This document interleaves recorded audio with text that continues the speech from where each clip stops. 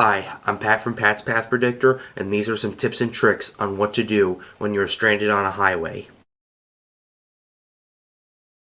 So a few days ago, there was a huge incident that happened on I-95 between Richmond and Washington, D.C., where a portion of it was shut down, and it ended up stranding hundreds of people over there for 27 hours, including Senator Tim Kaine of Virginia. So in that situation, no one really knew what to do. They weren't expecting this to happen. What happened was that 6 tractor trailers ended up getting into a huge wreck, and it ended up shutting down the highway, and it caused hundreds of people to get stranded. So I'm making this video to really explain what to do if you're in that kind of situation.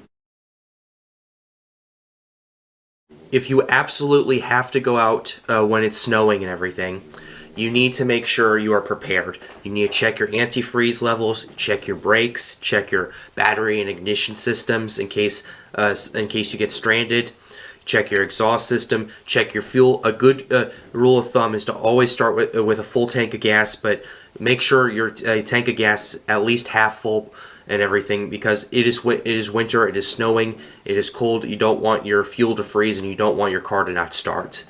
In that case, you should always check your lights, check the thermostat, check the windshield wiper equipment.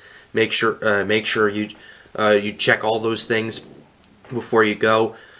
So that way, and also in case you do get stranded, I would bring plenty of snacks. I would bring some water. I'd bring some water. I'd bring plenty of non-perishable snacks, such as maybe some potato chips. Also, bring enough snacks and water in case you do get stranded and you get hungry and everything. You need to eat something, and that's basically your go-to right there, because you're on the highway. There's nothing you can really do until it reopens and everything and traffic starts moving. So those snacks will help you out a long way, as well as water. Especially during winter, you have to stay hydrated. You absolutely 100% have to stay hydrated. If you run out of water and you're still stranded on the highway, I did read that you can go get some snow and everything like that. Go melt some snow and everything like that. Which I totally agree with. But just whatever you do, do not eat the snow at all. Do not eat it. That's the one thing you do not do. You do not eat the snow, because snow is 90% air, 10% water, and you'll end up losing your core body heat doing that. So with that being said, this is what you do when you get stranded. So if you're in traffic, it is completely stopped, you're not sure what's going on, the number one thing you do, stay in your car. It is the safest place to be at that point. You do not want to get out of your car in case traffic starts moving again. You do not want to do that.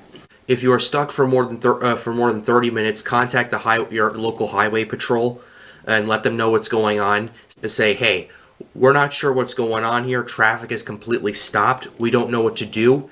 Also, remember your mile marker, because that may be very important information for highway patrol to use to locate where you're at or where the huge pileup is going on. The next thing you should probably do, if you still have cell service, is contact some of your family members. Let them know where you're at. Tell them what's going on and explain the situation to them, so that way they know what's going on. They know where you're at, and update them regularly on what's going on. If it's a situation where you're stuck for hours on end, like it was in I-95, I would reach out. I would just contact them, do a check-in every hour or so, just to say, hey, we're still here. We don't know we may not know what's going on. Or, hey, the highway patrol's here. They're saying they're fixing it, and they're trying to fix it and everything. Because in a lot of these situations, you may not know what's going on. The people in your family may not know what's going on. Your friends may not know what's going on. So it is very important to really let them know and check in with them every once in a while this is going on. If it gets to the point where you're just sitting there for hours, just turn off your car and then turn it on every once in a while, because at that point you having the heat on and everything, that is still consuming fuel and everything.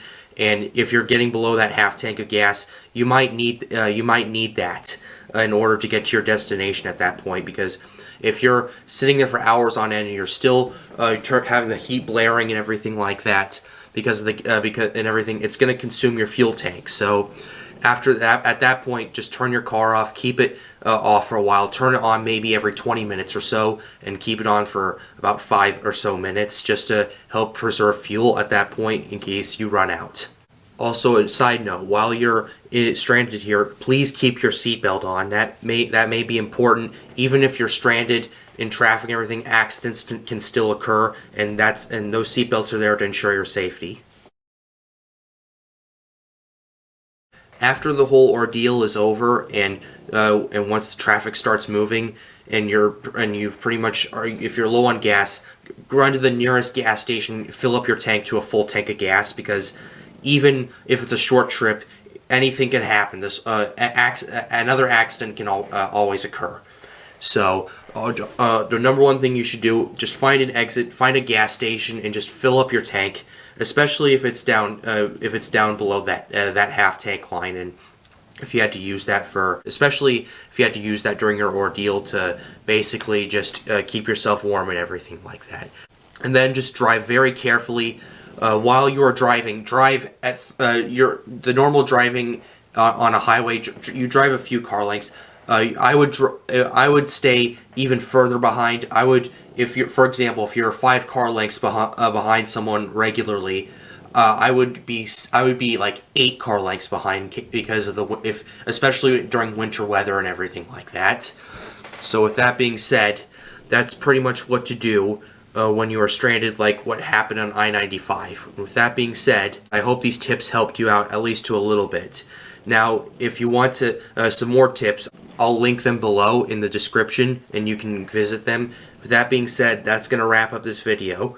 I hope you enjoyed it. Be sure to leave a like and subscribe to the channel if you're new. And with that being said, stay safe, everybody.